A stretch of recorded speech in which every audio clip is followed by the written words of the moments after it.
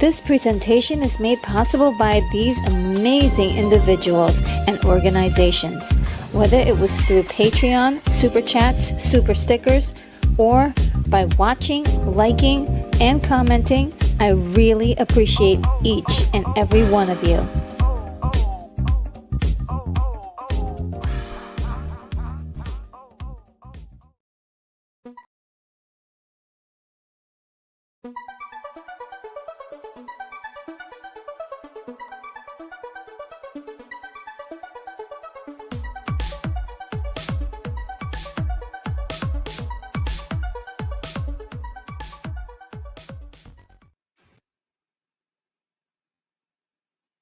Hi, welcome to the show. It's Retro Nerd Girl, broadcasting live from the International Science Fiction Space Station.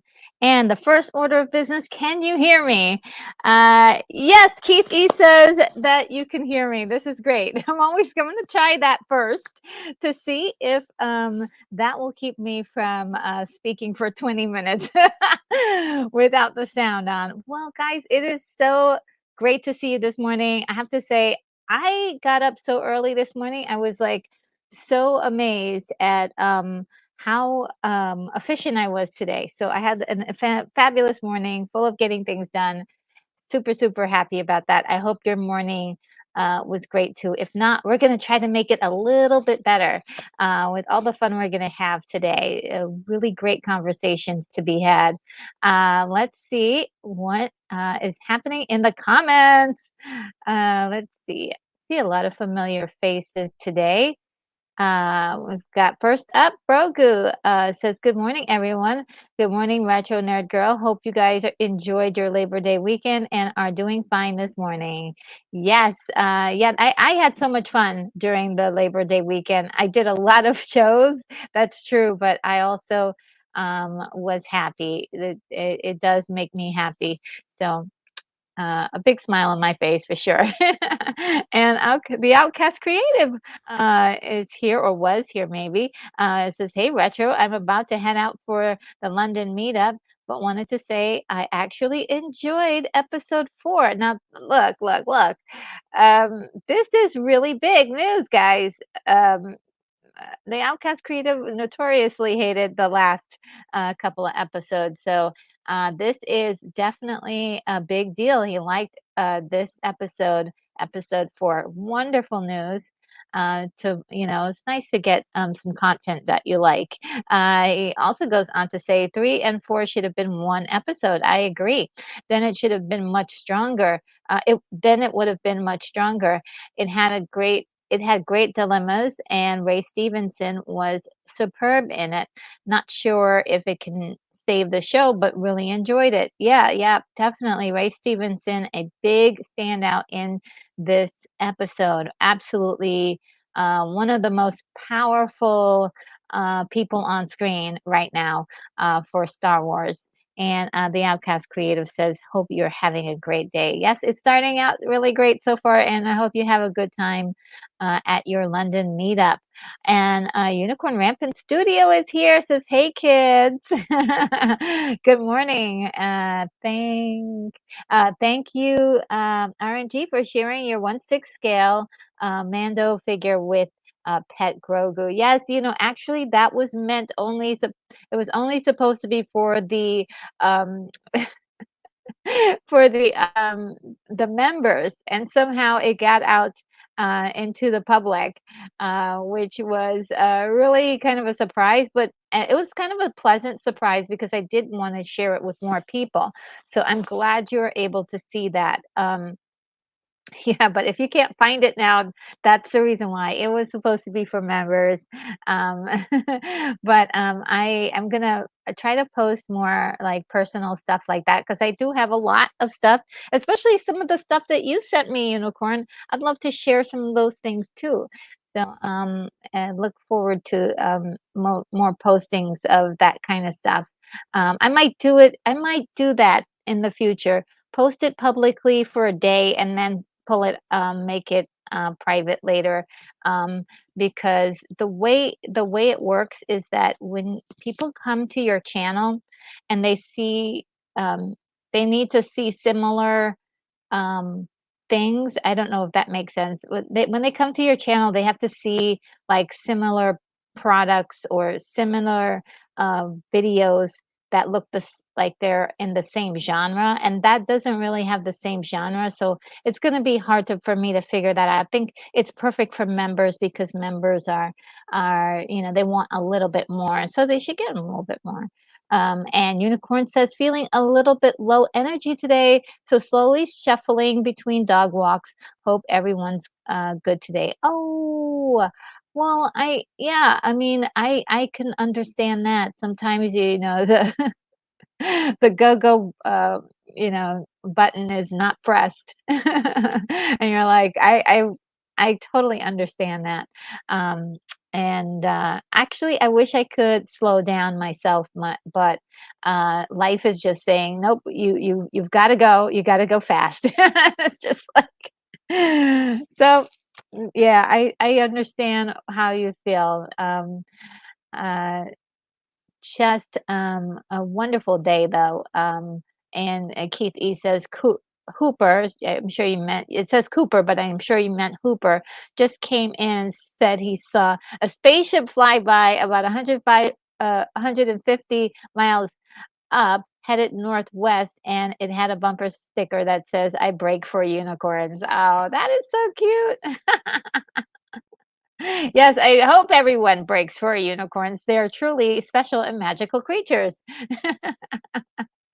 And everyone's saying hi to each other in the stream. So great. Oh, well, Necron is here and says, finally, a really good episode. I think I agree with that. I agree with that 100%. And I don't want to miss this. The Outcast Creative says, have a great stream, guys.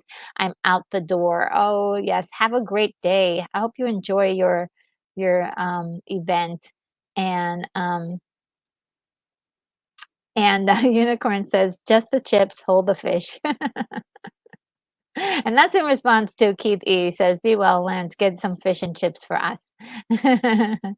And, and for those of you who don't know, Lance is in the UK. And let's say, what else? I'm just gonna scan down a little bit. You guys are speaking with each other here. Um,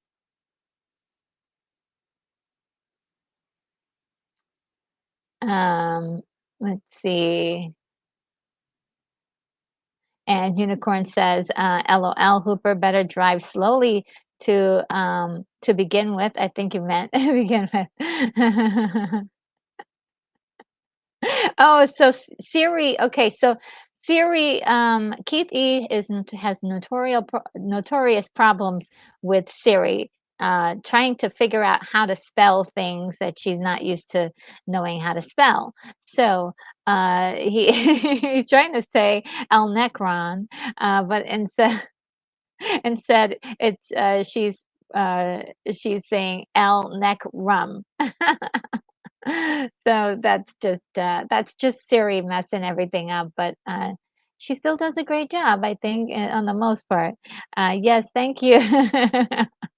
You're so sweet. Uh, and let's see, Brogu says Ray Stevenson was definitely the best part of episode 4. So sad we lost him. My condolences to his family. Absolutely. He was just so incredible in this. His presence is incredible. Just I just kept rewinding the part where he was on screen. I was like, "Ugh, we needed more of this character." Um, and Hungry Jerk is here. Hello, says hi everyone. Oh, thanks for joining us. And and Hungry Jerk says, "I've gotten so fat. I've started a starvation diet with exercise." Oh, that's so it's really funny. And let's see. And okay, so I've caught up with you guys. This is wow, in just 13 minutes. Um, that is pretty uh that is pretty amazing. All right, so what I'm gonna do now is start talking about the episode because it is definitely, as was hinted by everyone, a really good episode from Ahsoka. Finally, um, a really good one. Um, I think my scores from before was episode 1 was a 5.5. My second one was a 6.5. The third one was a 7.5, and that was being very, very generous. But this one is an 8.5. It is definitely up there. It could actually go up higher. It could go up higher. I just need to see the rest of this series to really judge if it should be quite as much. So now, previously I've said that this was the Sabine Wren show because that's how it felt from episode 1 to 3. Felt like the Sabine Wren show. I think finally we're starting to see the tables turn. And now it's starting to feel like the focus is on Ahsoka a little bit more. I did like how it was just kind of gently kind of switching hands here from it being all about Sabine Wren. She is a big part of this, but she's now like an interesting character, but Ahsoka's taking the lead for sure here. She's definitely emoting more. She's doing more things that make her feel like a real character in her own series, and that is what we've been asking for 3 episodes now. So we finally get it in episode 4, which makes the halfway point of the series. That is not a good thing, but at least we're getting there. At least we don't have a stone wall up against our main character, the entire series. So at least they're paying off with that. So we're getting more Ahsoka, and we're really getting a lot more to see her skill level at this point in time, to see exactly what kind of a fighter she is, because she's doing a lot of fighting in this, and it's very impressive. It's very impressive in my book. Um, I know that I felt like they did a great job of showing how she is not all powerful. She doesn't, she gets hurt. She's not entirely um, a person who doesn't make mistakes, and she's not a person who gets it right all the time. So I love that there's a vulnerable more of a vulnerability to this character, which we were desperately desiring in the first 3 episodes. And so in the beginning, we have a very interesting situation where Hu Yang, this robot, kind of has to do a little bit of fighting with some other robots. And I thought that was cute. I was like, oh, it's robot jocks. That was like a little cute little moment where the robots were fighting each other. And, actually, I was expecting him to wipe the floor with those other robots, since he had so much Jedi training. Um, but even though I believe those other robots are assassin droids, so they are pretty great at combat. But I expected more from him, to be honest. But nevertheless, we got some ability, fighting ability there, and it was kind of cool. It was just like metal against metal, punching, punching. It was really funny. I'm like, you guys, you're both robots. What do you gotta do some strategic fighting? Gotta aim for the weak spots. You gotta get those weak spots. Attack the cords and pull pull at those areas where a machine can turn off. So I really wanted more strategic fighting with Hong. So maybe we'll get that in the future.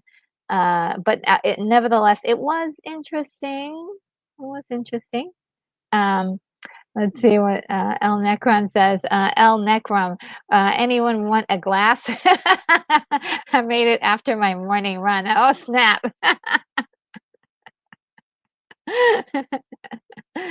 Isn't that's well, Siri for you. She does get things mixed up every once in a while. Brogu says, El Necrom, sometimes I have that, but it's called sweat. Oh man. Oh man, Siri, you gotta love her. Yeah, so that was actually cool. And I heard a commentator say, I didn't, that was something that he didn't know he wanted. And I agree. It's really actually a very cool moment in the short little time there. But then we have an actual like mini battle. So one thing you have to say about this episode, lots of little battles, and just seeing Sabine and Ahsoka work together for a short time, I thought that was actually really good. I thought that was like a nice little show of how good they are together. And let's just remember too that Sabine is a Mandalorian, and Mandalorians were quite a bit of a challenge for Jedi. They weren't easily taken down by Jedi. So I really what I craved here from Sabine, and which would they kind of pay off a little bit. They that she is actually good at holding her own as a Mandalorian, and I wanted to see a little bit more of that too. You know, it's sort of like a little struggle when you get to deal with her. But of course, we get the rematch of the century, which is well, I wouldn't say the century of the last few weeks, with Shin Haji and Sabine Wren, and it was actually a much better fight this time. There, of course, Shin has the upper hand of being Jedi and being well trained, and you get the feeling like Sabine is just making it, right? Just holding on to um, to the fight, but holding her own very well. And I like that. I really like that struggle. I like I said, because she is a Mandalorian, and Mandalorians are quite a challenge for uh Jedi. I felt like it could have been raised a little bit, like her like being able to use her Mandalorian skills. And I can understand, like, if somebody says, hey, she's rusty, it's been a few years since she's even put on the costume, or the I wouldn't say costume, but the outfit, and she's a little rusty, but I would love for her to like bust out those secret tricks, that of course Mandalorians are known for, to evade capture and to evade the enemy. So I would have loved that a little bit more acrobatics, a little bit more fun. But this is a great small fight that was in the series, and I did enjoy it. I did enjoy the two of them this time a lot better than the first time. Uh, then um, we have this character Mork, in which many people had gone into tangents about who he was. And in this scene, he's actually facing off with Ahsoka, which we predicted last week, right? We talked about that last week. And she makes really quick work of him. It's really not much of a fight, but I do like the staging of their fight. It's sort of very much like samurai warrior type thing. I love those motifs that they use with Ahsoka. You can see all of that built into her creation, her stance and everything, with the robe and everything. Very nice stuff. I loved it all. Uh, and I feel like it's really doing something interesting here. I mean, well, it's a great fight scene. Short-lived though, but we found out that Morik is actually not really a character at all, that he is just smoke underneath all of that. He's not a real person. And that when he was disintegrating, there was green smoke that came out, and possibly he may be what is called, let's see what I found, um, a smoke demon that can be conjured up by a witch or a Sith. And so we're thinking, because it was green, maybe it was Death Marion, and it was done something that Elsbeth had conjured up, which I think is very interesting. I mean, they have the power to conjure up a spirit that is force sensitive, and I mean, this is really like a force user. This is really interesting. By the way, guys, I have some notes here for me to kind of look at to see what is going on with my description here. Let's see what's going on here. Keith E says, when I worked, the IT department had a whole wall of Keith's strange comments or typos. Okay. Um, let's see, El Necron says, was leaving the helmet behind and taking the lightsaber instead, foreshadowing. Ooh, I do like that. Possibly is possibly one. And I do have a theory about this. I hope we can stick around till the end for my theory as we talk about the kind of the ending of this whole thing. But I do think you're right. She may be making a choice there. And of course, this choice is mostly based on something that happened a little bit earlier was that Ahsoka was talking with Sabine about. Let me see if I can find the correct. This is Sabine fight. Yes, here we go. This is Ahsoka fighting with Morak. And so this here is Sabine. Yeah, Sabine and Ahsoka have this really, intense, brief, but yet it brief talk about can she trust Sabine to make the right decision at the right time, which is destroy that orb that she has in her hand there, because possibly it was better to stop the bad guys from going to this new vortex, a new place, and just then to go save Ezra. So it was just dooming Ezra to his fate on that other world. And let's just be serious, he may already be dead. We don't like, hey, let's go to this other galaxy to find Ezra. Well, when you get there, he's dead. What are you gonna do? Like, I mean, I think that there's a lot of risks involved.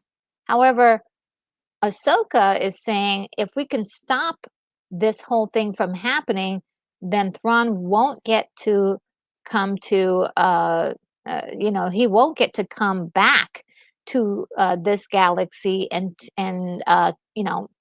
wreak havoc and bring back the Empire. So there's a lot going on there. But what about this other galaxy? We got Thrawn on this other galaxy. You're just gonna leave him there to cause whatever havoc he's gonna cause in that galaxy.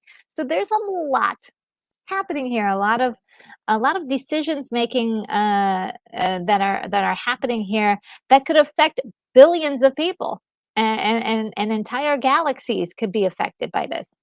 And Brogu says, I think the episodes could be better if they just speed things up when they're talking. They talk so slowly with one another, staring at each other. Even the great fight started slowly.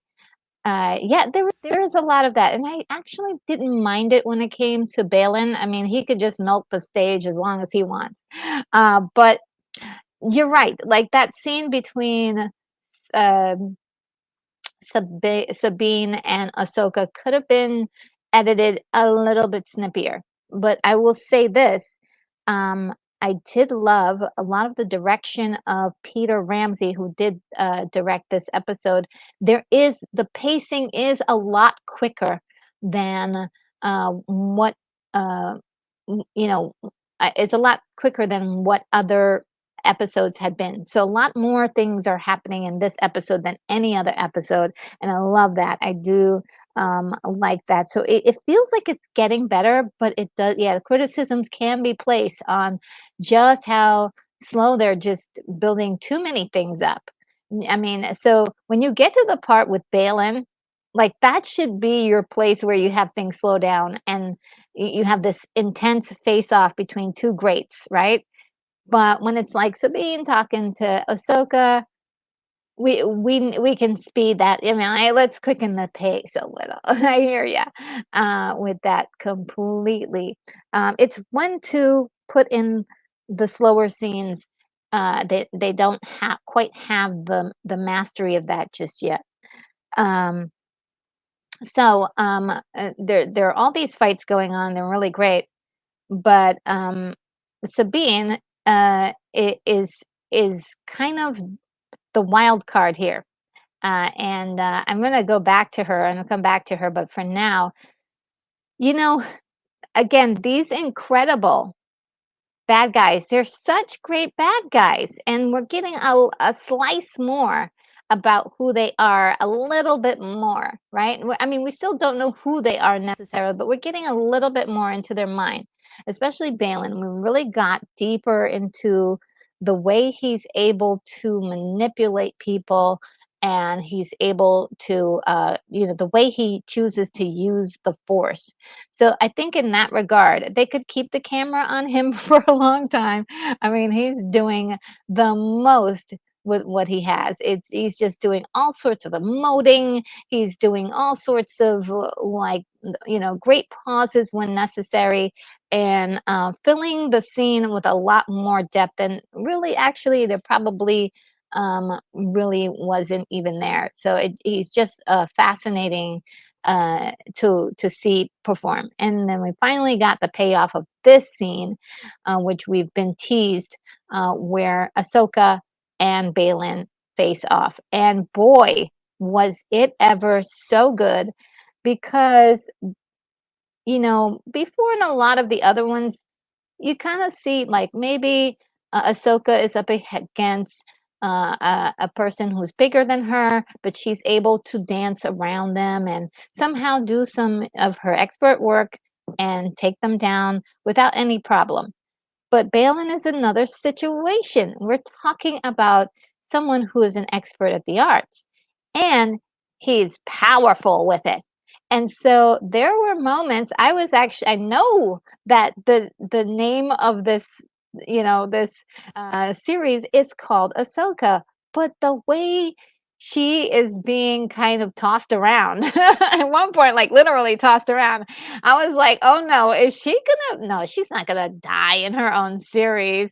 To tell you the truth, they almost do it. I mean, technically, I mean, she did kind of die. She did kind of die if you really look at it. But um it was quite interesting to see that fight scene, because I want to see it like 20 times, because it was I mean, there's a moment where he actually uses his superior strength to move things in his direction. Is like, oh, how are you going to get out of this? And like, she's using every trick in the book to give herself extra strength. She's using her lower body to help give her more access. She, like, at one point gives him a kick in the chest, because that just to be honest, like, that is one of the strongest places for a woman to use when it comes to combat, like for her to use her legs. It's very risky if your leg is caught, but if you manage to get a kick in, it's gonna hurt like heck. So that's one of the things I liked about it. Is she used some kicking. She wasn't like, I'm gonna punch this big guy in the face and take him down. They didn't pull that kind of movie magic on us, right? They really did try. There was some diversion. She went under him sometimes. She used his size and and her smallness as an advantage. And there were a few flips and things, and I was like, yes, this is what we've been looking for, like some real um, good fighting here. And so, unfortunately, Balin does get the better of her. And I want to talk about that scene just a little bit, because in that scene, um, Shin Hati comes in. And I think when she sees Shin Hati, she thinks that Sabine Wren has been killed or something happened to her. And so she knocks Shin out of the way. But when Balin sees that, he reacts violently against Ahsoka, and I think that's because there is a connection between like more personal relationship between Balin and Shin, and like possibly like we've talked about before, and possibly father and daughter. And what better way to have to get training from your own dad? It would be like the perfect way to get training. But of course, there is that bond between them. And of course, in the Jedi teachings, having a bond with somebody that or that you love is frowned upon. You cannot have those bonds, because they can lead you towards the dark side. And so this is where I love this particular story. There, the title of it is called Fallen Jedi, but And we're also knowing that this guy is, of course, he at one point was at the Jedi, temple, and that he was a Jedi at one point. And now he's not. He's not a Jedi anymore. Yeah, even says it. I am no Jedi. And Ahsoka is not a Jedi, so she's also a fallen Jedi. Well, okay, so here's the juicy piece here. We have Ahsoka fall off a cliff. He pushes her off the cliff, basically killing her. But she, of course, doesn't die. And we're going to go back to that. We're going to go back to that. But um, Sabine Wren sees this, right? And she has the orb in her hand. She was told to destroy it, and she didn't. And somehow, through trickery, pulling out, using the Force, the information about her relationship with Ezra Bridger, he's able to convince her to join him in a way, to go to the other galaxy to find Ezra. And I think this is really important because um, this is very important because I believe that this could be inkling that Sabine may be kind of going down another path than just being or she is going to be faced with making a decision between going towards the path of good and evil. So she has to make that decision. But right now, she is their prisoner going to go see Ezra. Of course, they're going to use her as a bargaining chip, of course, if they do encounter Ezra Bridger and they're gonna mess with her and so on and so forth. But she made the choice willingly. He asked her, "Will you join me?" Willingly, and she did. And so that is kind of like, oh my gosh, she walked away from her training with Ahsoka to be with this guy, and it could be another Anakin story. So in many ways, she could also be the fallen Jedi. It is very, very interesting to dance around that idea, but I thought it was cool and interesting, and it gives another layer to Sabine Wren. But we get to the very last part, and I call it the seduction of Sabine, which I thought was very wonderful because I do love when good characters kind of face these challenges, right? When you face challenges, you have to make a decision whether you're going to do the right thing or the wrong thing. And right now, she's going down the path of doing the wrong thing for the wrong reasons. And of course, it's because of her attachment to Ezra that is bringing her to this dark place. She should not be right now. She should have made the decision quite easily to destroy that orb and find some other way to get to Ezra, but not this way. So it is very compelling and interesting. The other thing is that at the end of this, let me see if I can get to it here with my slideshow. Let me see what you guys are saying. Brogu says, Ahsoka taking a backseat in her own show. Disney would never do that, would they? Yes, of course. That's what they've been doing. But I think this time they kind of brought it back to her a little better. And Brogu says, that's what I thought. He may be her father. Yes, he was very upset when Ahsoka knocked her into next week. And he was like, "Oh, heck no." And he just was like whoosh, and threw her off the edge of the cliff. And it was like, wow, this guy is like not even playing around. Don't touch his little girl. So yeah, that was really interesting to see him like kind of lose his cool, but also get the results he wanted, and very efficiently, I must add. So this is all in the name of getting to Thrawn. And based on the conversation that Balin has with Ahsoka, he views Ahsoka and the Jedi as bad guys, and he doesn't view the Sith as bad guys, but he wants to do something in particular, and we don't know what that plan is. He wants to do something which may cause a war to happen again, or the entire war to return, but somehow he feels it will right a wrong. And I'm trying to that's the thing we don't know yet. What is it that he's planning on doing with this?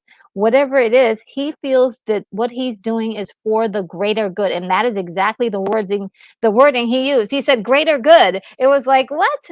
I'm trying to understand what it is, but I do love when characters do feel like they're in the right of what they're doing. So um feels realistic to me. So I want to know more, and I really hope that they don't wait till the last episode to deliver that. Uh, and again, this character here, unfortunately, in this episode, we got more of the same from her, nothing new. Hopefully, in the next episode, we'll shed some light on what the connection is between her and Thrawn. But right now, it's just she's a wooden bad guy that is losing her juice in all this, because I think she's not increasing in value. She's just seems to be another yes, ma'am, yes, sir kind of person. Um, and then we have Hera with her son Jason, showing up way too late to this whole thing. They should have been there, an hour ago. So they're showing up way after all of the really incredible events have happened. And it's really kind of sad. They couldn't have been there to help.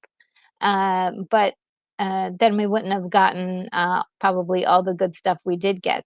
But they did quite a job of pretty much recreating the same thing that was in Rebels. So that is like basically the point of this show is extending the Rebel show in so many words. Let's see. We've got Zax here. Hello, Zax. How are you? I hope I'll be able to join you later on. My schedule today is so crazy, but I hope you're having a great day. And Keithy is here. Says, I have seen other creators' comments on this, especially the Critical Drinker, and they all seem to do is rip it apart. Um, well, it I think it has a good reason. People are expecting something a little bit more well made, really. The biggest problem for me with this whole um, the first two episodes, especially, was that it relied on everybody who were watching already knowing what happened in Rebels, and not knowing that maybe some people were new and they came on board because they saw this character in the Mandalorian and said, "Oh, this she looks like an interesting character," and a lot of people are just being introduced to her, but they're being introduced to a character that's got her hands folded for most of the episodes, and we finally in episode 4 she emotes. So I'm sure there will be people to not like this episode, but I have to say I did, because there was a lot to chew on in here for me as a viewer. um, and um, and I think I explained, the whole thing about if you grew up you know, with Rebels, this is going to be amazing for you. This is going to be amazing for you if you grew up with Rebels and you have that emotional connection seeing Rebels as a child. But I saw it when I was an adult. I saw a lot of this stuff when I was an adult, and so that's not going to have the same effect, unfortunately for me. Um, in was it which one was this? Andor? Yeah, no, this was Mandalorian season 3. We had Carson Teva show up at a bar with uh, Zeb there, and Zeb is actually one of the characters from Rebels. So many people were speculating then that maybe Zeb would be in the Ahsoka show, but we haven't seen him yet. But we did see Carson Teva in this episode. So there's a possibility we may get to see Zeb in live action. And for a lot of, like I said, a lot of fans, that's a big deal. But I hope they give him a really juicy part, something to do, and isn't playing just, look, we've got this other character here for you to see, like give him a real juicy piece, that a juicy part in this storyline. Um, and Keith E says, I only seen comments on 1 and 2 on the other channels. Yes, and those were truly poor episodes in my opinion. This one is much more entertaining. Look, oh, even Zach says I enjoyed this episode. At least it had some action. Yes. Yes, and I enjoyed the third one as well, episode 3, but probably for the wrong reasons.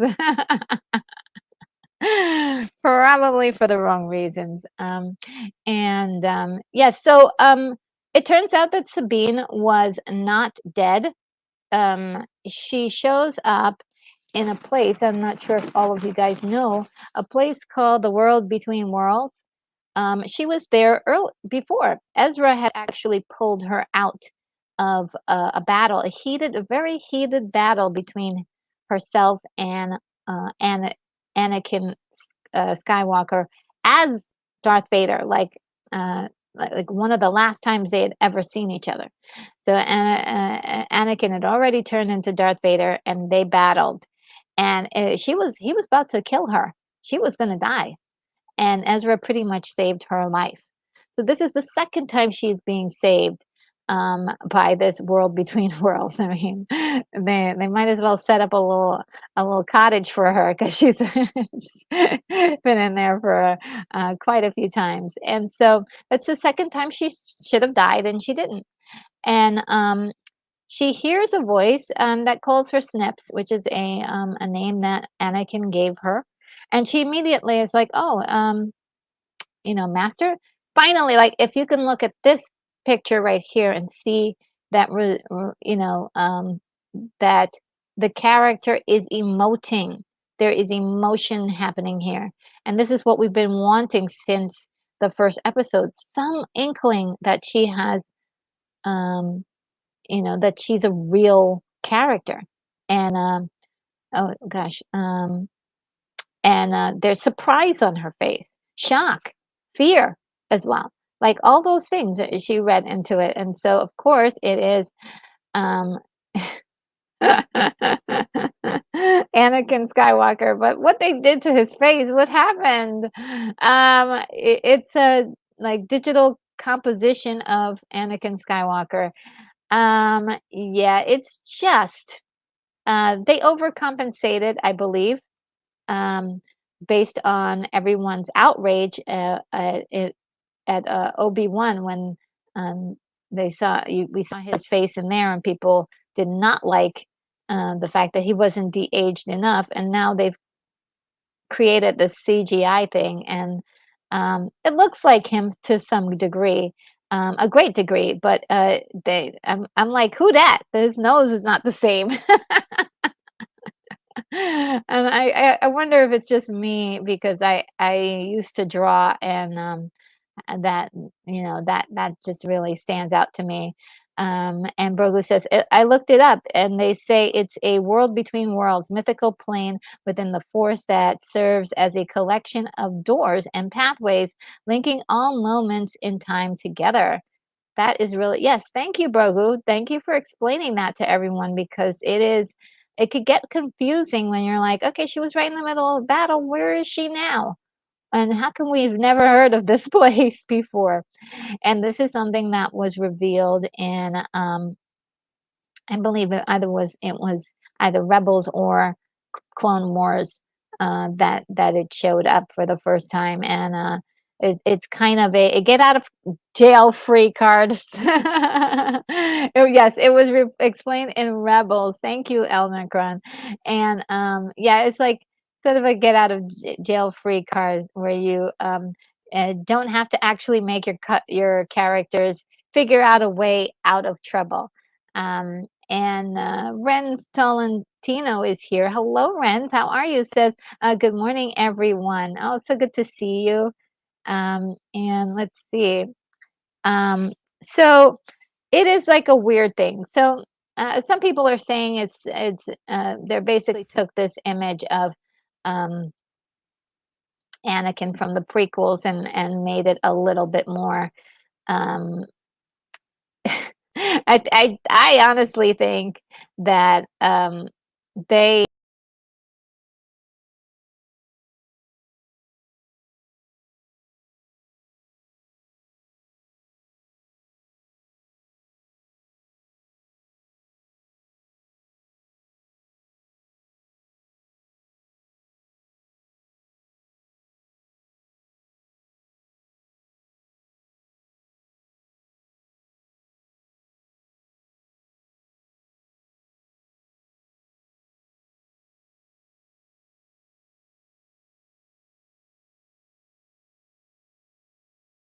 and say, "Oh, that's Anakin Skywalker. Why does he look so weird?" Now, some people were saying he was may have been a Force ghost. Oh, yes. So this is sorry. This is him. This is Anakin. I'm gonna blow it.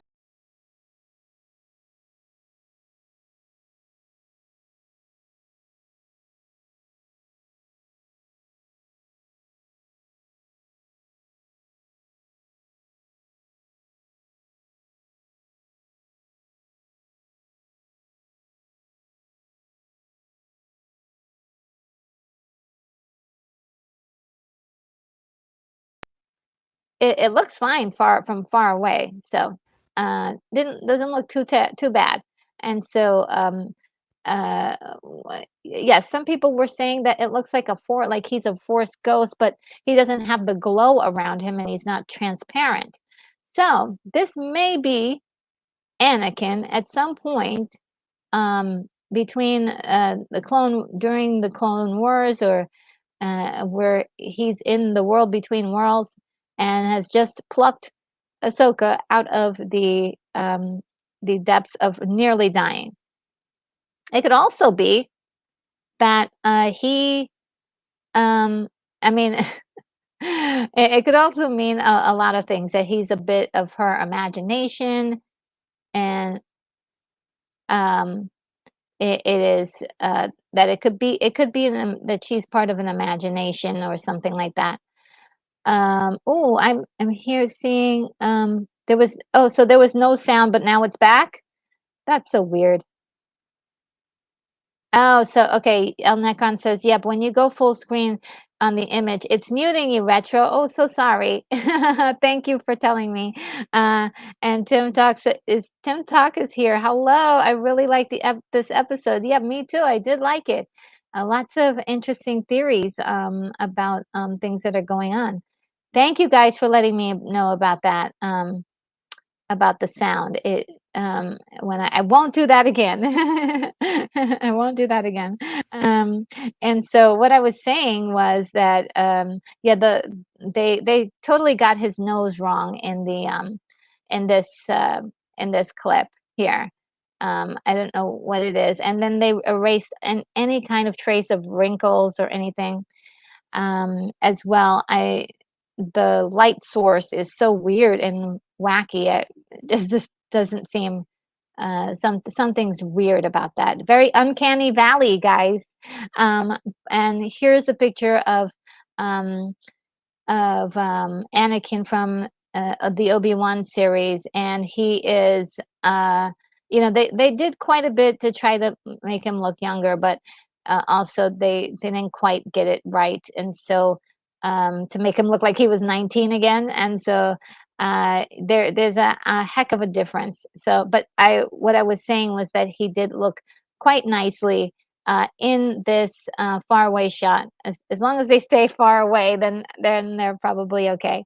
Um, yeah, so there's a lot of theories going around why he may be there, and it's really interesting to me. I mean, I can't wait to find out what he's going to say and why. Now, a lot of people are criticizing the place in which they decided to end the episode, which was right here, and like, come on, give us the juicy details. Why is he there? Don't let us keep us waiting for a full week.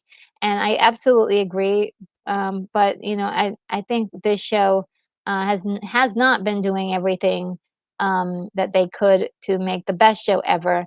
But this is actually a big improvement over all of the other episodes that they've had so far. Um, so uh, it it at least gets an 8.5 from me. And so we got a little bit of Chopper in this section, but we didn't get to really hang out with him. And no Loth Cat. I mean, can we get the Loth Cat to come back? Also, I wanted to say that in the series we did get a little bit of levity at some point in the beginning, uh, when um, when Ahsoka and Sabine were gonna go off to find the invading Jedi's, or the invading party. Kind of love the banter between them and Huang, and it was like, oh, finally we're getting to see these characters meld together and have like a little bit of chemistry together. Very short lived, but definitely nice to see it there. um, and Renz says, I'm new to Star Wars and recently watched CW, Clone Wars and Rebels. So the last time we see Ahsoka before Rosaria plays the character is from Rebels and the World Between Worlds. Interesting. Um, is that your question? Is that the last time? I don't think so. The last time that they are together, it's like it leaves in Rebels, it leaves where Ahsoka and Sabine are supposed to go off to find Ezra, but also work together. She's supposed to train her, and that's how it kind of like those. I think that's the last scene of her in Rebels, if I'm not mistaken. But uh, let's see. Tim's Talk says they played the Darth Vader theme music right after this. Yes. So I was like, does that mean that he's bad guy then there? And also, if he is in the world between worlds and can see all of his life play out, what is he gonna do to change? Can he change his fate? Um, and Tim Stock says, calls the loaf cat a map cat. Oh my goodness. And Keith E says, rinse pencil this to your calendar, usually every Wednesday at this time, whenever you are. Oh, yes, that we do this sort of talk every Wednesday. Yeah, so it's really interesting. I'm curious. I have a lot of questions, and they still now we finally found out about Morak, that it was just some guy that was conjured up by magic, and that was a huge, huge thing that was being talked about on the internet. And I was like, I think I was asked last week, what do you think about it? I was like, this is just a spin. This is just spin. Star Wars has been doing this for a long time, leaving these mystery boxes for you to try to answer. And when the fans say, "Hey, we thought it was going to go this way. You did it. You guys screwed up." They're like, "Oh well, you shouldn't have imagined all these things about these characters." Well, why don't you just give us the actual, um, give us what these things are? It would have been nothing for them to say in the beginning, I have conjured up a creature to be able to help you with your task. How simple. How long did that take? Did that take more than a minute for me to say something that Elsbeth could have said to explain Morix being there? Like, so simple. And it's not a big deal, but they just can't seem to complete characters. They cannot seem to expand on how to tell a story without leaving these little droplets of like oh, like who is this character? And then the internet goes into a complete tailspin trying to figure out like who is this character that they're only going to kill off in 2.5 seconds. Very, very disappointing, and they should know better, because it happens all the time, and this is part of the reason why Star Wars is not, people have lost interest in Star Wars. But I digress from that argument. And Grogu says Rosario plays this character when talking to Luke about Grogu. Yeah, you bring something up here that I wanted to touch on. Is she said that um, she could not take Grogu into her care or train him as a Padawan because of his attachment to Mando. And I think that speaks a lot of like this whole master um, Padawan situation with her and Ren, or Sabine Wren. Like she should not have taken on Sabine Wren, knowing how attached that she was to Ezra. That is going to rule her emotions every time. And so that is the problem. But we have somebody who's willing to take on possibly two Padawans, okay? In Balin Balin's skull. I mean, that would be interesting if he said, "Hey, look, I will take both of you guys on as a Padawan," and that would be quite interesting.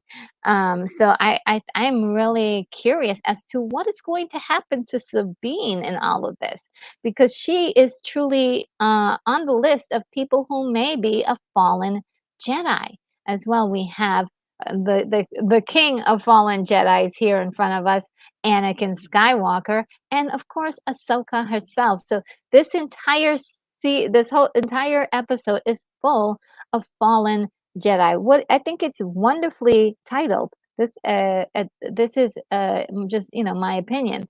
Oh, and Luminara is here. Hello, Luminara. So good to see you. Says just stopped in to say hi on my lunch break. Oh, so cool. Hope you're having a great lunch. And Kate A says, uh, yeah, you have to forgive. Siri is mispronouncing names and things. It says, "Hello, Luminara. Don't spill anything on your computer while you're at lunch." And so this is why this is really fascinating me. Let's see if there's any other. Yeah, once again, we still don't have firmer motivations for the bad guy still. We have hints of things, but Elsbeth, I really want to know why she's doing this for Thrawn. Is she like his girlfriend? Does she have like a crush on him? Or is he like, did he promise her something? Is why is she doing all of this in the name of Thrawn? And I'm still confused by it and wanting to know more, wanting to know more. Also, her power set. She can create she can summon a demon like Morak. Like I would just sit down in a room and just summon like a whole army of those guys. He was pretty formidable. And so you can imagine like 5 or 10 of them trying, with Sabine, not Sabine, but Ahsoka would have a very hard time getting past about 5 of those guys. So I would really love to know more about that magic that she's using, and what are the limitations, and so on. I mean, I wouldn't even mind like a little a scene in the beginning of this of her creating Morak, just so we can get the visual, know how hard it was for her to create it, and just have more time with her. Um, yes, Tim's talk is saying something I can totally agree with. The Morak character was unsatisfying. Good fight, but kind of cliche samurai scene we've seen between Obi-Wan and Maul. Yes, I mean, and so with him looking as intimidating as he is, and having this like second battle royale um with Ahsoka, I was really expecting more. I was expecting more flips. I was expecting more sweat and some bloodshed, a little bit, like a nip or something to give me the idea that these guys were really pushing the limits while they were fighting. A scar here and there. Um, but it was very quick. And also, um, since he had given her so much trouble in the earlier episode, I would have loved um, this to be sort of a more grander thing. So, but as like I said, as a whole, how many battles did we get? We got one, two, three, four. We got 4 battles in this whole thing. That's pretty impressive. Um, 4 lightsaber battles, and they were really good. We got a wonderful the what I'm calling the temptation of Sabine, which was really incredible, and just loved Balin's skill getting using his Jedi intuitive powers to get into the baseline of what it was that she was motivated by, and she was motivated by finding Ezra, and she wanted nothing more than to travel to go see him. She only wanted to see him and be with him, and so this is what was used to tempt her and possibly more than just tempt her to be, he said, join me willingly. I love that. It was like, oh my goodness. She made the choice willingly. She was not forced to do it. She made it willingly. And that's the part that I absolutely loved. It is a wonderful seduction. And Tim's talk says, we know Balin's motive somewhat. There's power promised. Maybe Elsbeth's power is maybe Elsbeth is power too. Possibly. I mean, I that's the only thing I wish we had a firm confirmation on what that was because we know she's a survivor. Um, um, that's what she calls herself, a survivor. There's a theory out there that she may be maybe partly the cause of her own um, sisterhood being the demise of her sisterhood, and maybe she did what she felt she needed to do in order to survive, and so that's something else. We also have the background of Sabine and Ahsoka both doing incredible damaging things to their own to the galaxy, whether it be that they knew they were doing it or not. I know that Sabine had created a weapon that was highly detrimental to the Mandalorians, almost wiped them out. And she created that weapon, and then there was uh, Ahsoka, and which he brought up. Balin brings this up that Ahsoka is somewhat responsible in some way to the destruction of Mandalore, the night of thousand tears. And I was like, oh wow, this is really great. So all of these little things are setting up animosities and weird feelings. People not be able to forgive and move on. And so I wouldn't be surprised if we have Sabine going down the path of say an Anakin character being someone who wanted to learn the arts of the Jedi and end up because of their attachment, because of their feelings, because of all the things that she's been through in her lifetime. She doesn't know that Mandalore has been restored at this point, I don't believe.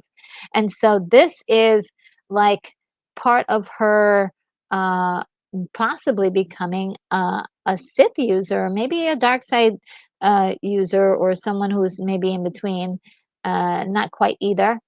I'm looking forward to find out if that's true, and the her being tempted like that is just like it sort of reminded me of how the Emperor tempted Anakin back in the prequels. I do love that part of the story. And Brogus says we even got a little robot battle. Yes, and what more can you ask for? I think so. Yeah, well, yes, it was really great. I love that all that, and I actually prefer that more than the space battle the space battles. I like them quite a bit, but uh, I think the last one for me went a little bit too much into like uh, schlock. That's what I call it, or too unbelievable. But it sometimes they're really good, but I do prefer the battles for um, the lightsaber battles much better. And I think these are not on the level of, say, an Anakin Obi-Wan from the prequels, but I think this is good. And the way the story is developing itself with these weapons and these characters, I think it's just doing a great job. That, like I said, if I wasn't too much of a fan of episode 1, 2, and 3, but this one is so much better compared. And so, yeah, that's pretty much it, guys. Is my thoughts on all of episode 4. There may be some more things that I think of. Oh yes. Oh well. Before we go, um, uh, Ahsoka does grab hold of that sphere. I forgot what it's called, but she gets a hold of the sphere which has the map on it. And so when she does, it burns her hand. And so I think, and maybe, and I'm not the only one who thinks this, that it burns the map onto her hand, and this is how she's able to maybe later follow them into this other galaxy. So I think that is a very big portion of the story is going to be like reading that map and figuring out uh what from the remnants of what they were able to gather. And they may even have to recreate that circular thing that uh, you know, um, the hyperdrive and all that. They have the plans, right? So they may be able to recreate it. Um, and another thing is that this is actually kind of funny. We have Hera bringing her son. Let's see if we can go back and find that picture. Yes. So they're gonna go and have a very intense battle in space. She's got her original fleet, a small grouping of rebels that are still rebel ready, if you will. And she brings her son with her to this battle. So it's really kind of shocking and strange, and maybe you would think it's irresponsible. Um, I think that's the part that kind of gets everyone in sort of like a tiffy, like, what's going on? And it could be nice, like if she's training him for what she's expecting him to do one day. She did mention that, like one day you might be a general. Like she did say that, but I think she should be a little bit more responsible. This is a war, possibly a dangerous situation, and I can't understand why she can't afford a nanny to take care of him while these incredible things are happening. So, yes, I agree. Um, oh, I'm going to come back to your statement, El Nacron, because I think it's great. But yes, why did Hera bring her son? Um, and Keith says, unfortunately, bro, I think they may be looking for ideas. Um, oh, that's for that one. Brogu said, I was wondering the same thing, but let's see. Brogu said, um, All we need now is for the Mandalorian and Grogu to pop up and take over the show. Better be quiet. I don't want to give Disney any ideas. And Keith E says, unfortunately, bro, I think they may be looking for ideas. That may be something that they do. But El Nacron mentions, oh, and the world between worlds can take them there. So you're saying that the world from between worlds can possibly take Ahsoka and her crew to the other galaxy, and that's possible. I mean, it is a place in time, but not space, right? So it can happen anywhere in space and time. So that is actually something I'm looking forward to learning more about that. I hope they do some explaining too more about the world between worlds and what can be accomplished and why why is it such a common place for everybody for well, not everybody, but Ahsoka in particular is always seems to be there. It would be very nice also, it would be actually kinda cool if she returns the favor for Ezra. Well, actually, when she started the fight with Darth Vader, she was returning the favor. He did return the favor by pulling her out, but it'd be nice if she pulled him out of trouble. Uh, but I actually can't wait till next week. It's such a terrible place to end it where it is because there's so much to to to, to cover and deal with, and in such only 4 more episodes. A couple of things to note. I know that next episode will be directed by Dave Filoni, so we'll get his direct voice. He's the one who's putting all of this together, really. And then, um, oh, oh, okay. You guys are stop. You guys are freaking me out. Thank you. All right, thank you so much. Okay, um, and it is. I lost my my place. I lost my place, but I'm looking forward to finding out more about what's happening here. One thing I have to say also too about this is that I did like the pacing. The dialogue was a little bit more punchier. It was more direct than it had been in previous. I did love, again, it could be snipped even more. It could be snipped even more, but so far, not too bad. And yeah, looking forward to the rest. Just hate that this has to be something we wait for another week, but yeah, hopefully we're gonna get some good stuff. And Tim says it would be nice. It would be nice it would be twice Ahsoka was pulled out, LOL. Plot armor. I'm taking it as a dream sequence of a spiritual enlightenment. She comes back as Ahsoka the White. Oh, cool. That's much better idea than I think what they're actually planning. But yeah, it is becoming too easy for everybody to just be saved.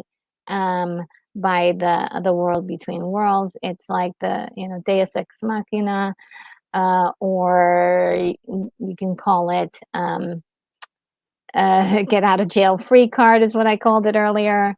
It's just really kind of kind of cliche, yes. And I all is really needed is a way to figure out how to get your character out of the tough soup you've just put the character in. That's writing, that's right. That's writing. And El Necron says, "I'm waiting for Chopper to save the day." Oh, yes. I mean, he can, or destroy everybody. He can do that. And Rogu says Arnold did say, "Get to the chopper." Yes, he did. Um, yeah. So I that is going to conclude my uh, Ahsoka rundown. I think it was great. Looking forward to more. Lots to happen. I hope they fix the CGI on this thing because that nose is just killing me right now. I just can't. I just can't, guys. I just can't. But it's a great job. This is a hard job to to um to do this stuff that they're doing. So I I think that they're doing a great job. It's just maybe they overcompensated just a little bit with that. So the next topic is box office, guys. We're gonna look at the box office really quickly. I hope the sound and everything stays on. But let's see. The first movie this week, number one, is Equalizer 3.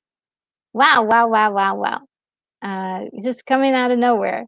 It's a lot of people say that they like this, so it might actually do very well at the box office. Um, and, nothing spectacular, but were you expecting Equalizer 3 to like do very well? I didn't. So there might be a lull in a lot of uh, um, upcoming films. So maybe if they just let the Equalizer hang out in theaters for a while, it might do well. And we've got Barbie still at number two, just hanging in there. And I'm actually surprised. So good for Barbie. It maybe pushing itself to get to 2 billion, maybe, or maybe 2.5, 2.5. I'm sorry, 1.5. Um, and we've got Blue Beetle at number three, which is also surprised that it's still holding on by its teeth. It's still holding on by its teeth, but it's still holding on. Gran Turismo, a lot of people love that movie, so it's holding on to the number four spot. And number five, we've got Oppenheimer, which I've seen, and it's just it's just an amazing movie. Just really do love it, um, really do. And got Teenage Mutant Ninja Turtles at six. Uh, they're also holding on. Meg too. I'm really surprised that Meg 2 is still holding on to the top 10. But it is. People are still liking it, and it could be great for like a guilty pleasure. Why not? And number eight, we've got Bottoms. And nine, we have Strays. And at number 10, we have The Hill. And I have to say, Bottom, Strays, and The Hills, um, not films that I'm even very familiar with. I don't know. Have you guys seen any of those three? Yeah, that's just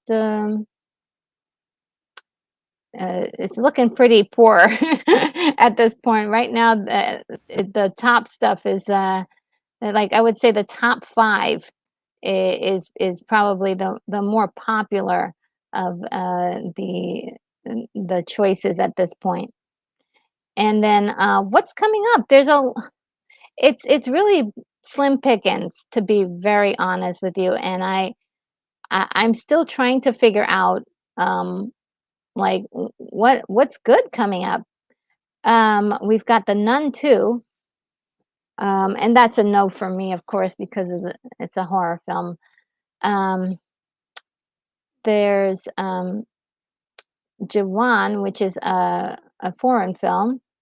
We've got Godzilla minus one. A lot of people are excited for this, so and I I'm actually kind of looking forward to it. I'm not sure where I'll be able to see it, but it looks interesting to me. We've got the My Big Fat Greek Wedding 3. Um, I knew there was a first one. I didn't know that there was a second one. So I may need to catch up on the Fat Greek Weddings. But I'm not sure if I'm like the kind of person that's dying to see that. But it would be kind of cute if you did watch it and liked it. The Walking Dead, not my kind of thing, but it's The Walking Dead. Daryl Dixon. Anybody excited for that? Of course, Rebel Moon. I can't wait for that. It's totally up my alley. Um, Hunger Games. Uh, uh, definitely not something for me. We got I'm not sure if anybody is interested in it. It's in the Hunger Games continuation. And then we have Dune Part 2, which was going to be in November, but now it's going to be released in March. And to be very honest, I think they've just killed their movie. I think I think they did. Unless the strikes end in March and they are able to actually have a screening, have the the actors be able to promote this. And even still, I'm not sure if that works anymore because a lot of actors, while they're trying to tell you about the movie, have been actually making it worse for people to like movies. So I don't know. I don't know if it's any good to have the actors, promote a movie, but I think they're banking on the fact that people are huge fans of Zendaya and Timothy Chalamet, that those 2 actors are gonna be able to, do all the heavy lifting for promoting this film, and it's a tough gamble, but they ruined all their momentum. How could they do that? Um, I feel so bad for them because the film needs a fighting chance. Then we have the Marvels. I'm actually not excited to see it, but I'm curious about it. I really want to know how people really react to this one. It, mm, I definitely want to catch it on streaming. When it comes out, but I don't feel compelled to find a way to go see it, necessarily. And, let me just see what you guys are saying. Um, Brogo says, "No, I haven't seen any of those, and I don't plan to." And Keith E says, "Maybe it's the circle, say traveling, but I'm hearing absolutely nothing about the egg the actor strike.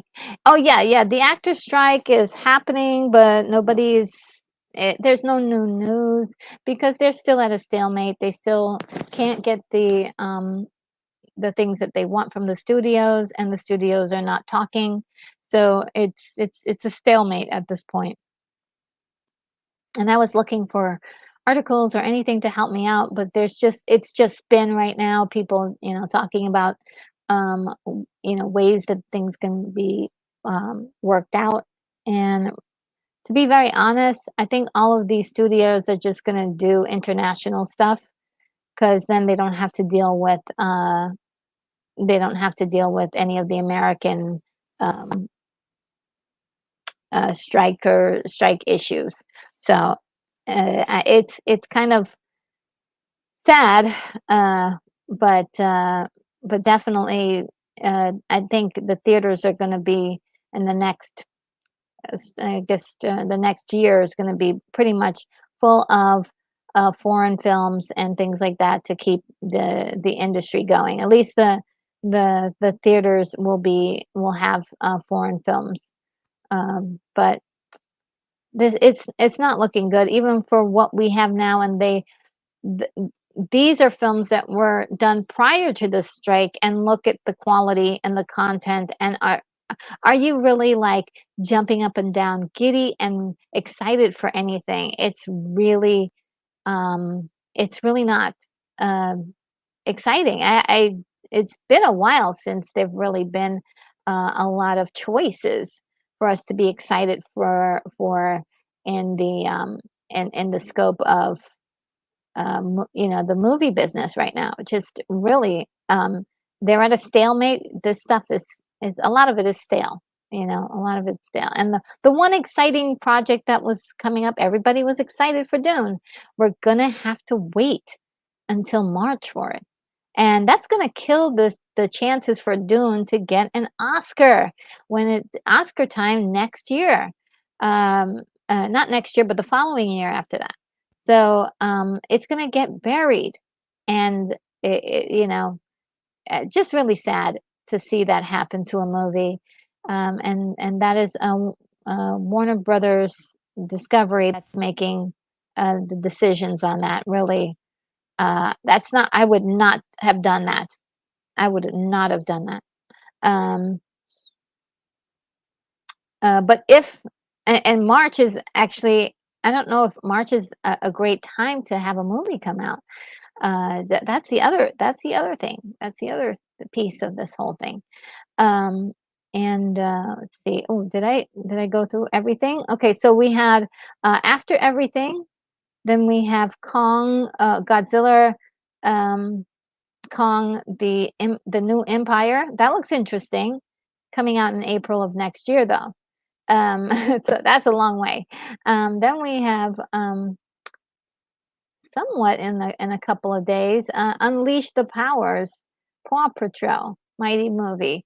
That is really sad. Like that that's our that's where we can be excited for Paw Patrol, really. Percy and the Olympians is coming out in December 20th, 2023. Now, this is a Disney film, and this is really great. Percy Jackson is a character in which I feel has never really gotten their due. There've been a lot of movies made with this character, but none really to get center stage. So maybe this is the one time, because nothing else is on is coming out, that Percy Jackson can finally get his day in the sun. Hopefully, they haven't destroyed the storyline, because that's the issue here. I think people would be willing to go see Percy Jackson if the story is good, and that is the main issue. There is, can Disney still write good stories? And certainly, we're struggling to say yes. We're struggling, and we've got Wonka, and to be honest, with looking at the lineup of all of the movies that are being released at about this time, Wonka's starting to look good. It's like slim pickings. So hopefully Wonka has something there that like I said, a good story in it, in which we just haven't seen yet, because it's just a trailer. So hopefully, once we get there, the story will be great. We've got Freelance, which it looks like a cop kind of thing. I'm not even sure, like a cop adventure. Not sure what it is, but it looks like some sort of action adventure movie. I think maybe that might, put a smile on some faces. So, I wouldn't like go out of my way to get a ticket, but once it's on streaming, definitely I'll check it out. Not sure if you guys are interested in those things too. Um, and I'm not sure about this, but Paramount Plus is doing a Frasier movie. That's okay. Um, And we've got some more stuff here. Let's see if I got another one. Okay, Trolls 3. Trolls band together. And I haven't seen the first two Trolls movies. So I'm a little bit behind, I think. Not exactly the thing that I would be, jumping up and down for, but uh, we'll have to see. Um, then we have The Blind. I've never heard of this movie, The Lovers, uh, and another one. Like, have you heard of any of these movies before? So, and I think these are a lot of these are they have to be international movies. I've not heard of these movies. Um, Avatar, I believe, is already um, on one of the channels. Uh, um, Mrs. Glimpse, never heard of it. Um, Lessons in Chemistry is coming on Apple TV, and that could be interesting if this is a drama to check out. Now, this one, Wish, by Disney, has gotten a lot of um, positive buzz so far. So I'll be interested to do it look at it. I believe it's 2D animation, which is like, "Oh, you guys are going, going back to the classic era of 2D animation? Let's do it." I think I'd be interested to just see what is happening there. And then we have, a foreign film here, Chandramukhi. Yeah. Yeah, me trying to uh, pronounce that is, something else. And then we've got Love at First Sight, um, and The Walking Dead has a movie here, uh, The Ones Who Live. And then The Color Purple. I have to say, I'm not excited about The Color Purple. I think Steven Spielberg did a fantastic job, and I'm trying to figure out why are we remaking something that was perfect to begin with. Um, just Just a thought there. Let's see what you're saying. Keith A says, "Do you see actors on strike at the movie theaters?" I don't. I don't think so. I don't. I don't think there's anybody who's going to stand in front of a theater and stop people from going to the movies. Um, and Brogu says Barbie and Oppenheimer finally, definitely will see some awards. I think so. I think they should split up the awards between the two of those movies equally. Um, And it's really sad because, Sound of Freedom, and they're not gonna nominate it for anything, which is so, so unfair. Not after all, the people who went to go see that movie, and praised it, it just it's one of those movies that, you dare not speak its name in Hollywood. And, then we've got, is this the last one? Yeah, more, international films. And they've got Irrational, which is, definitely internet. I think that's international. I'm not sure. I've never seen that before. And then we've got Spy Kids Armageddon, which is really kind of hard to say, like, oh, let's go see that one because Zachary Levi is in there, that crazy guy. And so some people may not be so inclined to go to watch that. I think that's happening on one of the streamers.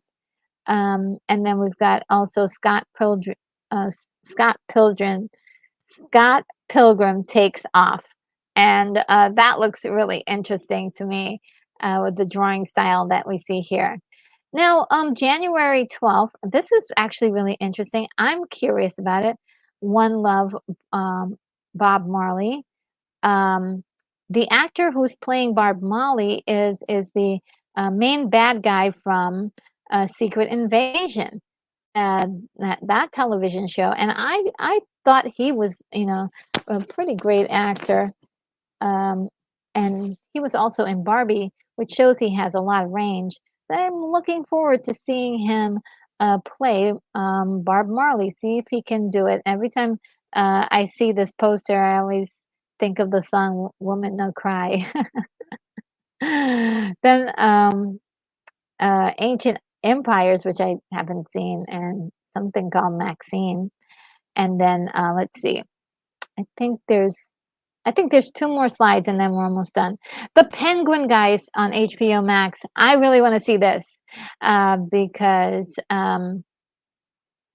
I do just, I like the Penguin character. Not like the hugest fan of Penguin, but I think he's, very interesting and, definitely love the way he was portrayed in the movies. Let's see, Hungry Jerk says, "Met Danny Glover once. He was a crazed political nut." I didn't say anything. Yes, that's what I do when I'm around, people who are just, talking stuff like that. I'm just like, "Okay." Mm. Look at the time. And Brogu says, "I think you're right, Retro. Looking at this lineup of movies, Wonka will be nominated for Best Movie at the Academy Award." Yes, I mean, we're just so desperate right now for a glimmer of hope, somewhere in this lineup. It's really tough. Um, so unless a lot of these movies are gonna surprise us by being actually good and be new, like, especially the new franchises, or the new stories that we've never heard before. Like it would be nice to just instead of relying on all the other franchises, get something fresh.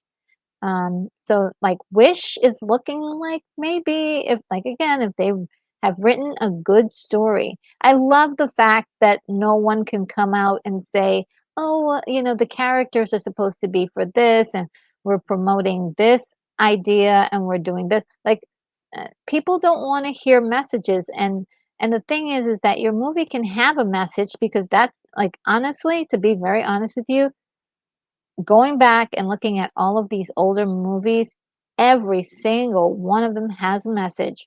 And either you believe in those messages or don't believe in those messages, it doesn't matter. They're in the movies. And you can take them however you want to. Either you can be offended by them or you could be on board with them or just admire them from afar. But whichever you do, like, I think we're living an era right now is that once you start talking about messages, people are immediately like, "La, la, la, la, la, la, la." They don't wanna hear it, right? They don't wanna hear it. So, stop Hollywood having your actors come out and saying, "Yes, we wanna promote a message." Stop it. Even if you think it's good, just don't do that because people, also want to be clever enough to find out stuff for their own selves too, right? I don't want somebody to tell me what's something else. That's something I have to say about the older filmmakers. Is that they would never tell you what the movie was about. They would say, "You find out for yourself. You figure it out for yourself. Whatever your theory is, it goes."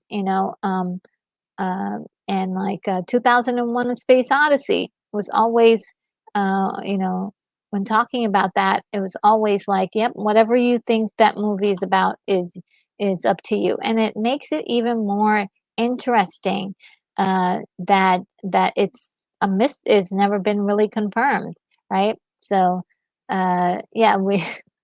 I went on a tangent there. I'm sorry, I ranted. I'm sorry, I ranted, guys.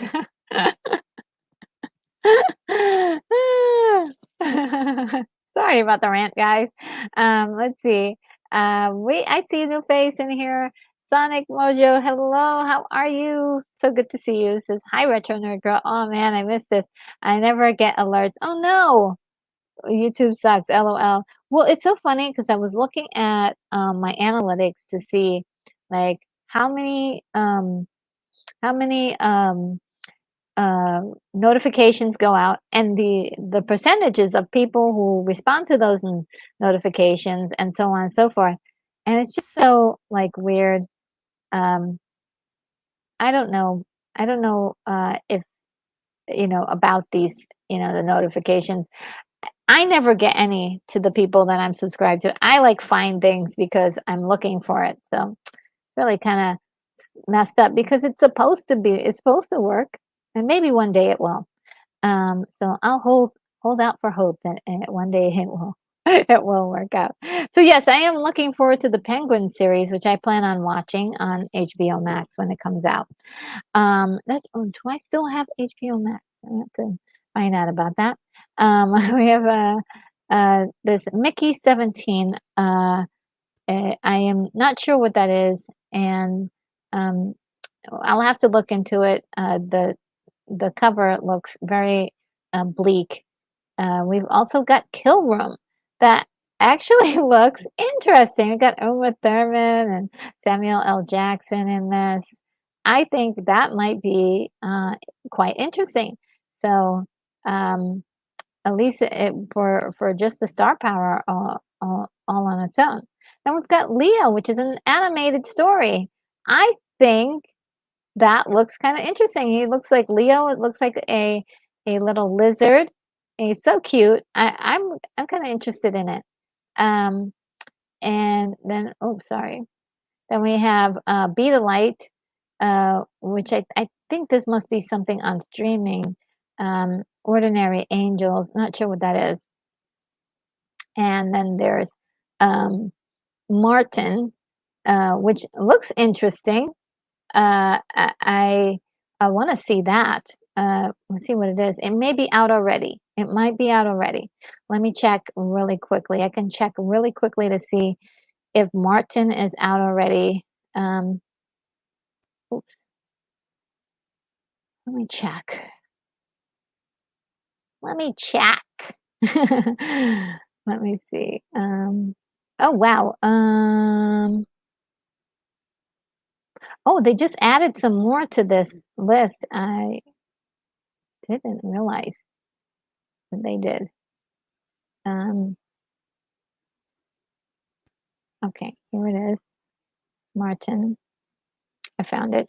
Let me see. Martin, 2003, 2023. A journey of a man discovering himself, finding a love, and fighting for his motherland.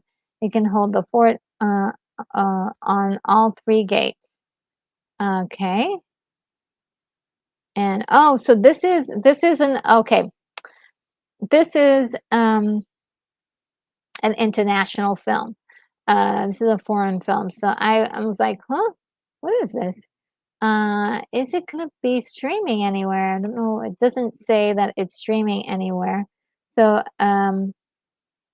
uh, oh, okay. So it says it's not quite out yet, right? It's not quite out yet. They're still in pre-production, so it may come out next year. So, okay, I thought it was something that came out already. So it's that looks interesting. Uh, I love seeing international films. They're so much different from American films. I do love it. So this one, this is my last sheet, guys. Just to let you know, this is not going to go on forever. But this is sitting in bars with cake, which is looks like a romance novel slash romance story slash maybe coming of age movie. I don't know. It's one of those dramatic things. Then we've got Three Body Problem. No, I think that's a series. The Mean Girls, the musical. Anybody interested in that? That seems. Uh, I don't know if I'm interested in it. It looks pretty. Um, uh, it might be interesting. I did like the Mean Girls movie, but I'm not sure if I'm ready for a musical. Then there's The Killing Kind, which should be out already. It was September 7th, so that should be out already. And then way in March, we've got Elio. I believe this is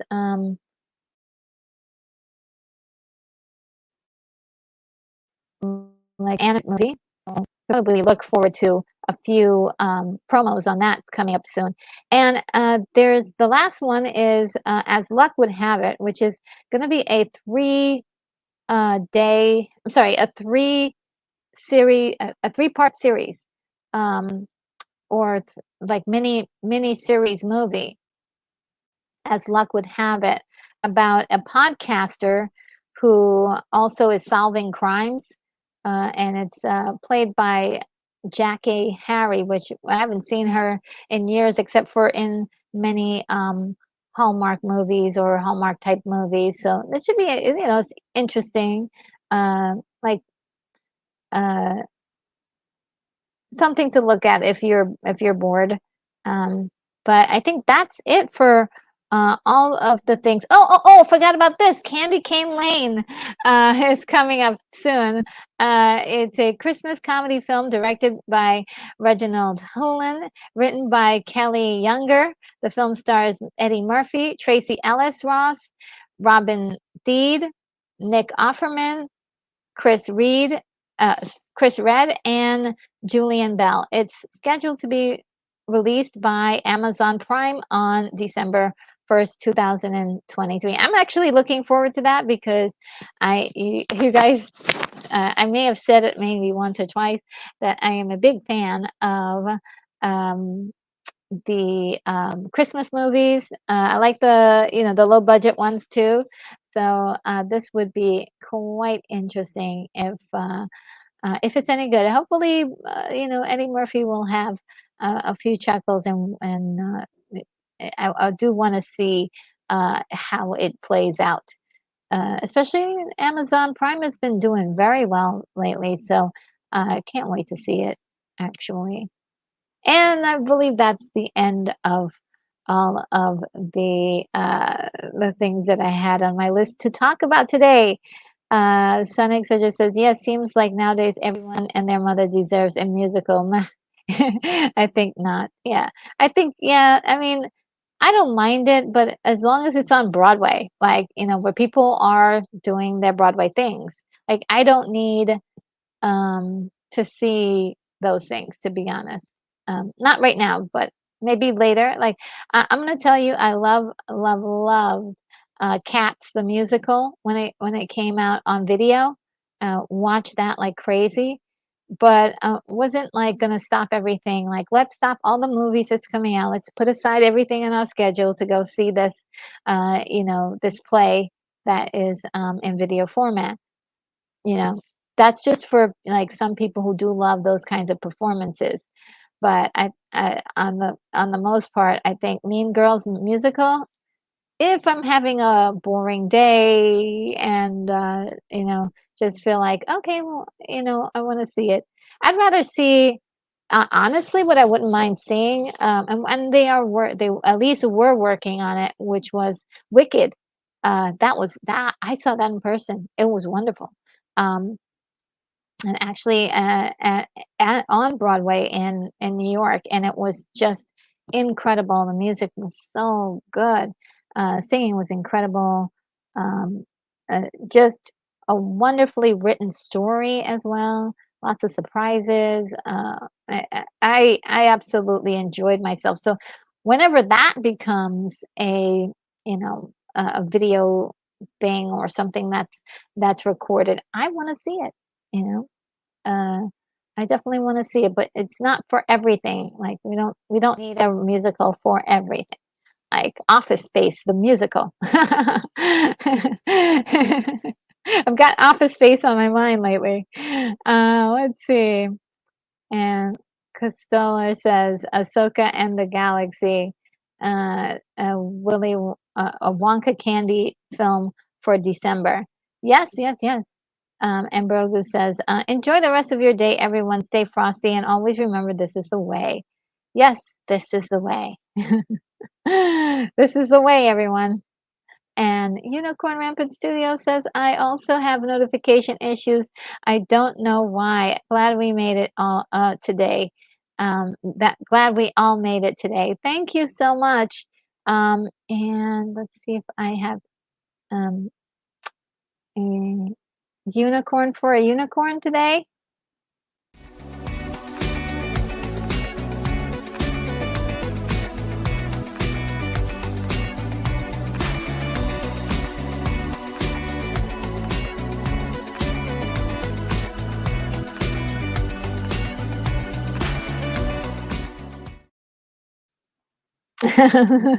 Love the song.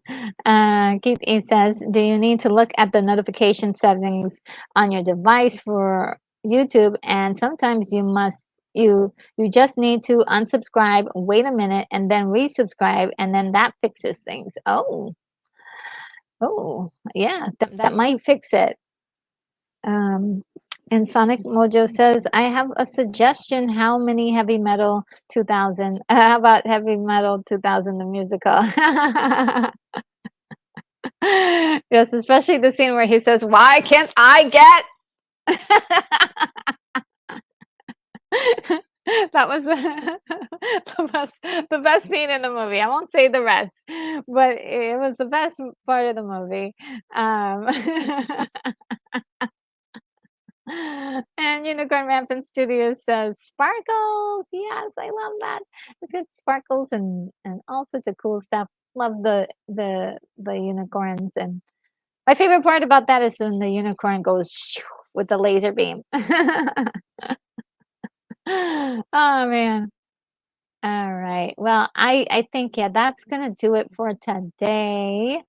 And thank you everybody for joining me. I just had such a great time talking about the Ahsoka show, and I'm so glad that it's actually turning out to be much much better now, and definitely finding a lot of um, like commonality now with some of the people who've been enjoying it the whole time, and that there have been a lot of people who just loves it since episode one, and I feel like finally I'm starting to feel along some of that excitement that they're feeling, as only because not because of Anakin or anything, but because I'm starting to understand or actually see visually with my own eyes, some more emoting, some more personal stuff, some changes in the characters, some depth to the characters, some temptation of the characters.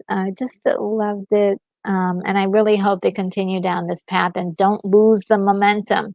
Don't lose the momentum. So, like I said, next week is going to be directed by Dave Filoni. This is going to show us exactly what that future movie is going to be a lot like. And um, I've always talked about this. He's such a great animated filmmaker, and it's just going to be a little bit different for him to transfer into live action. So okay. Next thing on the thing, I'm heading out. So before I go, next show is Friday. Friday's show will be at 3 p.m. Oh, sorry. It will be in 3 p.m. my time, but I'm not sure you'll know what time it is. You know what time it is.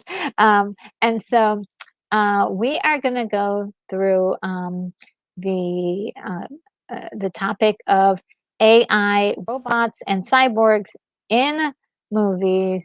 And this is going to be part two of my list, but it's actually going to be part three of the actual series that we're doing here. And it will complete it. Um, I'm still putting it together now, so that we have some pictures to correlate with some of the things that we have on the list.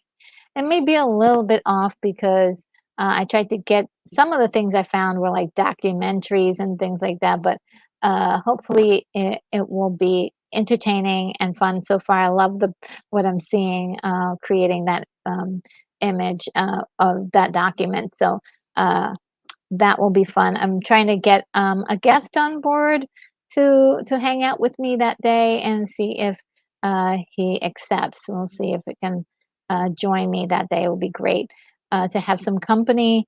Then also we have on Saturday. See what is that? Logan's Run on Saturday.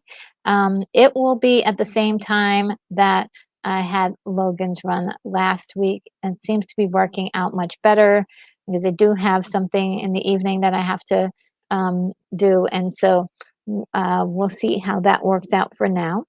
And it also stops me from being in direct. My friend does a live stream almost like directly at the same time, so this will kind of ease up the slack there, where people, if they want to join both of our channels, they can. That'll be much better, I think, for anyone who watches my channel and their channel. So um, I also wanted to say that, let's see, for watch parties, we did have that nice session on Tuesday where I kind of went through everything and loved everything that you guys had to say. So I think uh, that is going to influence my list going further, and I can't wait to do that. After Logan's Run, we're definitely going to do one of my favorite movies ever, a very dystopian movie, Soylent Green. Love it because of the legendary Charlton Heston. Love that actor so much, and I just can't wait to look at that one. And yeah, I think that's going to conclude it for today. Um, Let me see if I've got. Um, yes, we've got the outro video. It's about 3 minutes. It gives you enough time to leave your last statement, your last comments, say goodbye to any of the friends that you made today, or anybody that any of the friends you do have in the chat today. And any last comments from me as well, any last suggestions, and so on and so forth. And without further ado, guys, I bid you adieu, and I will see you in the next video. Cheers.